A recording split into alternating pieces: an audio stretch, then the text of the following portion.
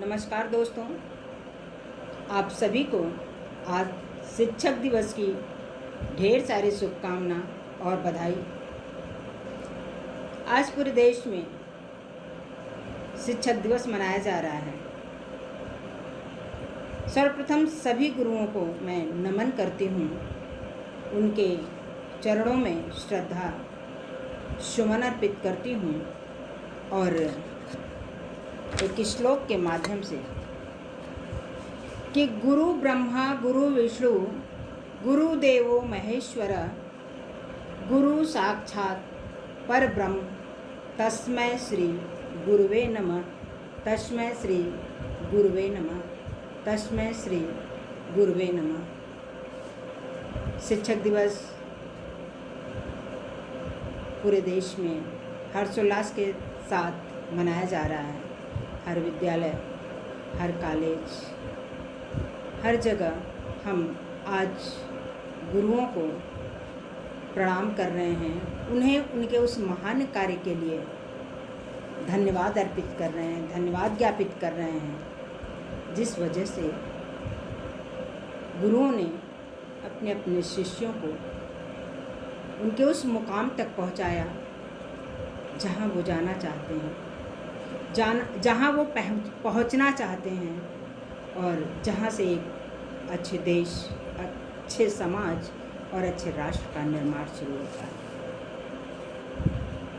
हमारे देश में प्राचीन काल से ही गुरु शिष्य की परंपरा रही है और ये रिश्ता, गुरु शिष्य का ये जो संबंध है, ये रिश्ता है, ये पवित्र सम्मानजनक होता है। हम सभी लोग कहीं भी किसी भी अवस्था में यदि गुरु के समक्ष पढ़ते हैं तो अपने शीश झुकाते हैं, नतमस्तक होते हैं उनके चरणों में, और ये परंपरा सदियों से चली आ रही है। जीवन को जीने का सही तरीका बताना, जीवन को सुव्यवस्थित ढंग से चलाना, ये सब हमें हमारे गुरु सिखाते हैं। वो गुरु चाहे एक माँ रही हो मेरी, विद्यालय में जाने पर जो शिक्षक रहे हैं, जो गुरु रहे हैं, वो सभी लोग बिल्कुल किसी लालच के निष्काम भाव से, जिसे हम कहें, उस भाव से, पूरी श्रद्धा से, पूरी शिद्दत से वो अपने शिष्यों को एक सतपथ पे चलने का, सन्मार्ग पे चलने का जो सलीका बताते हैं, जो उन्हें संस्कार सिखाते हैं, वो संस्कार जाकर हमारे जीवन में आगे हमारे भविष्य के निर्माण में, हमारे देश के निर्माण में और हमारे समाज के निर्माण में अहम योगदान निभाता है। किसी के जीवन में ऐसा नहीं कोई क्षण आया होगा कि जब उसे गुरु का सानिध्य न मिला हो, जब उसे के सिर पे गुरु की छत्र छाया न रही हो या गुरु का आशीर्वाद भरा हाथ न रहा हो। तो प्रत्येक व्यक्ति के जीवन में ये सुनहरा अवसर आता है, ये पावन क्षण आता है और हर एक उसी शिष्य के बताए मार्गों पे चलता है, उनके बताए कार्यों को करता है, तो निश्चय ही उसका जीवन ऊंचाइयों पे जाता है, यश कीर्ति को छूता है और वो जीवन में एक सफल, नेक दिल और एक सच्चा इंसान बनता है। कहते हैं कि गुरु एक कुम्भकार की भांति होता है, जो जैसे कच्चे घड़े को एक कुम्हार बनाता है और उसे अंदर से बाहर से पीट पीट कर, सहला सहला कर उसे एक अच्छा सा आकार देता है, एक परिपूर्ण आकार देता है, पूरी तरह से उसे सुंदर सलीके से सजाता है। उसी तरह गुरु का भी कर्तव्य होता है, गुरु भी उसी तरह कहता है। और जैसा कि कहा भी गया है, कबीरदास जी ने ये बात कही है गुरु और शिष्य के संबंध में कि गुरु कुम्हार शिष्य कुंभ है, गुरु कुम्हार शिष्य कुंभ है, गढ़ी गढ़ी काढ़े खोट और भीतर हाथ सहार दे, बाहर बाहे चोट। तो कबीरदास जी ने गुरु के और शिष्य के बीच के रिश्तों को अपनी पंक्तियों के माध्यम से दर्शाया है। और वास्तव में गुरु ही या वो शिक्षक ही एक माली भी होता है, उस विद्यालय का माली होता है। विद्यालय एक बगिया होती है और उस बगिया में जो खिलने वाले नन्हे नन्हे पुष्प होते हैं, वो जो छात्र होते हैं, उनको सींच कर, उन्हें सवार कर, उन्हें समय समय पर उनकी देखभाल कर, उन्हें पुष्पित करता है, उन्हें पल्लवित करता है, उन्हें बड़ा करता है। इस बात को भी मैं अपनी कुछ चंद पंक्तियों के माध्यम से आपके समक्ष रख रही हूँ कि विद्यालय है बगिया शिक्षा का, विद्यालय है बगिया शिक्षा का और शिक्षक हैं इसके माली। विद्यालय है बगिया शिक्षा का और शिक्षक हैं इसके माली, और सींच सींच कर इन्होंने बड़ा किया ये फुलवारी। फुलवारी यानी नन्हे मुन्ने बच्चों को तैयार किया कि सींच सींच कर बड़ा किया इन्होंने ये फुलवारी। इस फुलवारी के फूलों से, इस फुलवारी के फूलों से जो खुशबू है फैले, इस फुलवारी के फूलों से जो खुशबू है फैले, सारे जहां में वो अपनी खुशबू से हर के दिल को छू ले। गम के महके और विश्व में, गम के महके और विश्व में अपनी एक पहचान बना ले। गम के महके और विश्व में अपनी एक पहचान बना ले। मान बढ़ाए गुरुओं का और देश का सम्मान बढ़ा दे। मान बढ़ाए गुरुओं का और देश का सम्मान बढ़ा दे। तो एक गुरु शिष्य के बीच ये रिश्ता होता है। गुरु अपने उस छोटे से पौधे को, नन्हे मुन्ने बच्चों को इस तरह से संस्कारवान बनाता है, इस तरह से उनके अंदर वो नैतिकता के गुण भरता है, इस तरह से एक अच्छी बातें उसके मन मस्तिष्क पर, दिलो दिमाग पे छोड़ता है कि धीरे धीरे आगे चलकर वास्तव में एक नेक, सच्चा और देश के योगदान में अहम भूमिका निभाने वाला एक सफल व्यक्ति बनकर उभरता है। और जब एक शिष्य आगे बढ़ता है, देश, राष्ट्र व समाज के विकास में अपना अहम योगदान देता है, उसका यश कीर्ति फैलता है, तो हर गुरु गौरवान्वित होता है। हर गुरु का सीना फक्र से चौड़ा होता है। गुरु निस्वार्थ भाव से अपने शिष्यों को आगे बढ़ाने के लिए संकल्पित होते हैं। कभी किसी गुरु को पहले से ये आशा या अभिलाषा नहीं होती कि मुझे इसके बदले ये चाहिए। हाँ, कहीं कहीं ये हमारा समाज दूषित हो रहा है, गुरु शिष्य की परंपरा कलंकित हो रही है, लेकिन वो अपवाद है। वरना हमारा जो रिश्ता है, जो परंपरा है, जो सम्मान है गुरुओं के प्रति, वो सदैव से कायम है। और भविष्य में ऐसे ही एक शिष्य का गुरुओं के प्रति समर्पण की भावना, त्याग की भावना, सम्मान की भावना उनके प्रति बरकरार रहेगी। कहते हैं कि शिक्षक हमारे लिए गुरु और ईश्वर दोनों के समान होता है। जैसे परमपिता परमेश्वर अपने इन बच्चों को गलत रास्ते पे चलने से रोकते हैं, उन्हें सीख देते हैं, उसी तरह गुरु भी अपने छात्रों को कभी भी गलत रास्ते पे चलने का ज्ञान नहीं देते। जहाँ तक संभव हो वह उन्हें गलत रास्ते पे चलने से रोकते हैं।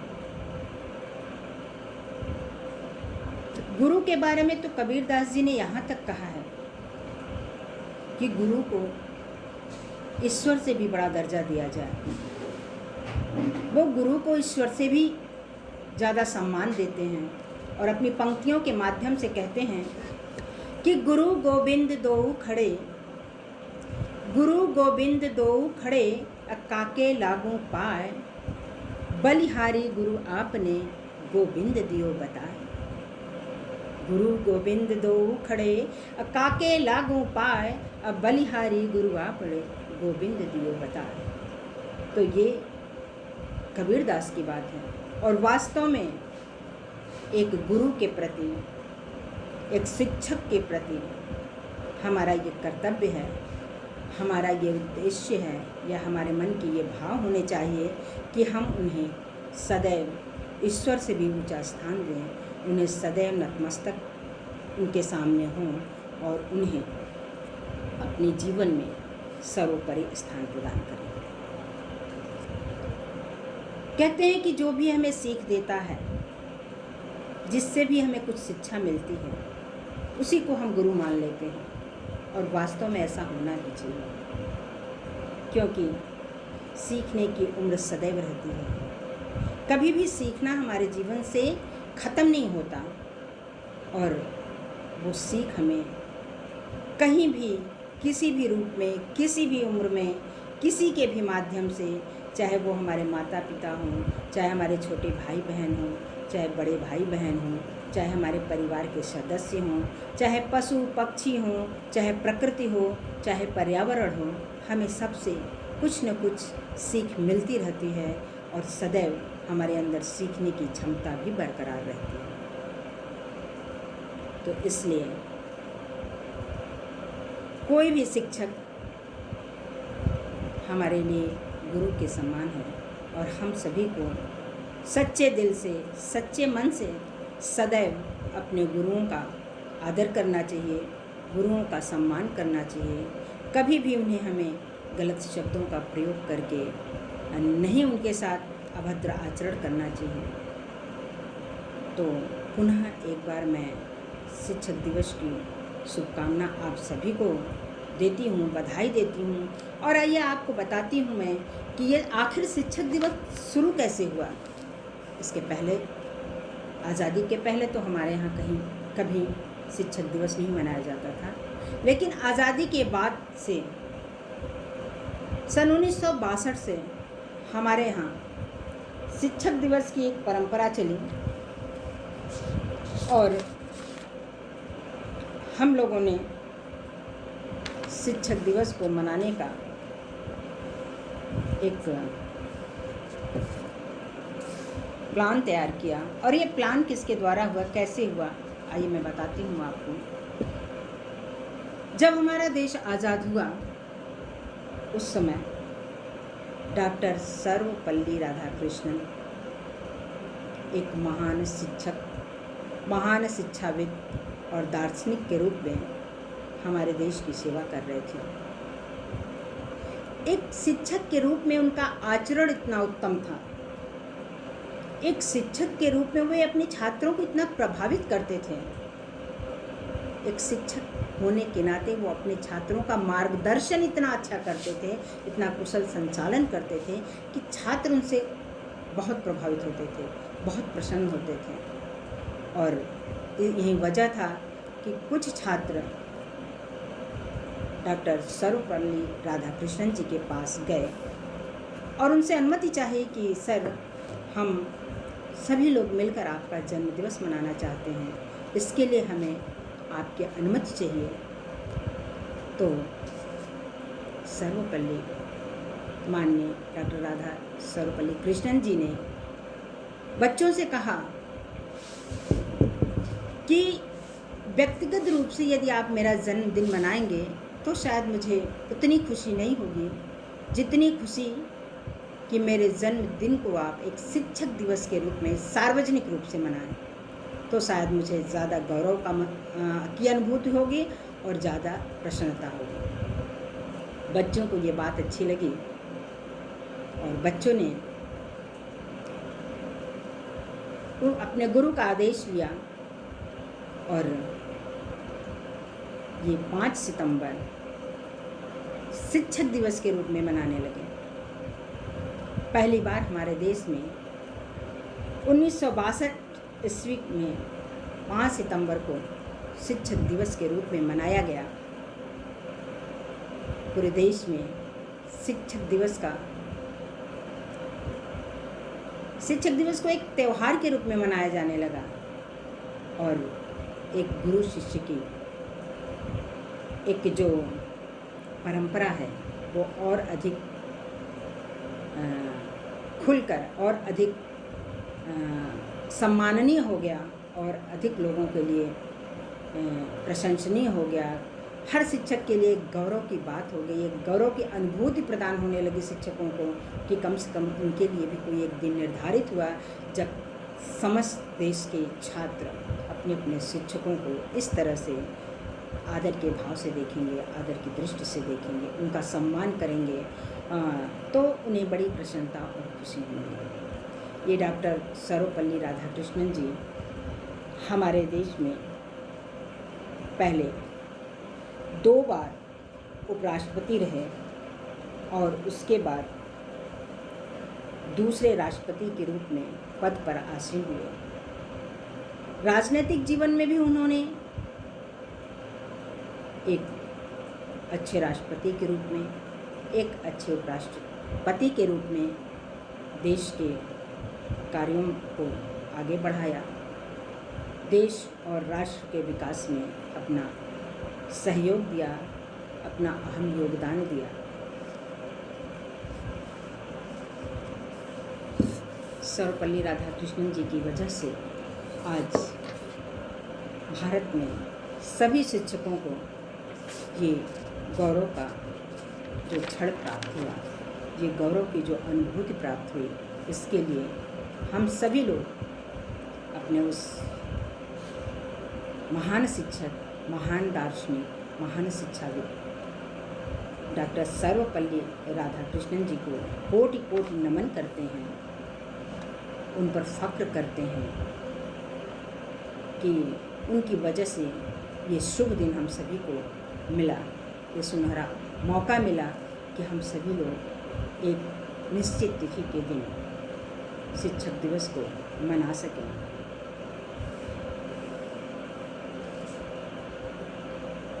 आइए इस पावन अवसर पर, इस पुनीत अवसर पर हम सभी लोग ये प्रण करें, मन में एक विश्वास के साथ ये ठान लें कि हम सभी लोग गुरु शिष्य के इस अनुपम जोड़ी को, इस सम्माननीय रिश्ते को, इस महान परंपरा को यूं ही आगे बढ़ाते रहेंगे। सदैव इस रिश्ते को पवित्र बनाए रखेंगे, निस्वार्थ और निष्काम भाव से सभी बच्चों को एक नेक पथ पे चलने का रास्ता दिखाएंगे, उन्हें एक अच्छा इंसान बनाएंगे, उन्हें समाज, देश और राष्ट्र के निर्माण में अहम भूमिका निभाने के लिए उन्हें पूर्ण रूप से तैयार करेंगे। और इसके लिए हमें खुद एक कर्तव्यनिष्ठ, एक ईमानदार, एक चरित्रवान और एक वो कहते हैं कि एक हमारे अंदर दृढ़ संकल्प हो, और इसी दृढ़ संकल्प के साथ हम अपने भारत देश को, अपने राष्ट्र को आगे बढ़ाने के लिए कृत संकल्पित होंगे। सभी को सदैव सत्पथ पे चलने के लिए प्रेरित करेंगे, उन्हें कुमार्ग से हटाएंगे, कुमार्ग पे चलने से रोकेंगे, ताकि हमारा ये देश, हमारा महान देश पुनः अपने यश कीर्ति को समूचे विश्व में फैलाए और पुनः एक विश्व गुरु के रूप में स्थापित हो। इसी आशा और उम्मीद के साथ पुनः एक बार शिक्षक दिवस की सभी को ढेर सारी बधाई और शुभकामना और बहुत बहुत धन्यवाद। और पुनः अपने देश का स्मरण करते हुए, अपने भारत माता के चरणों में वंदन करते हुए अपनी वाणी को विराम देती हूँ। इसी के साथ जय हिंद, जय भारत।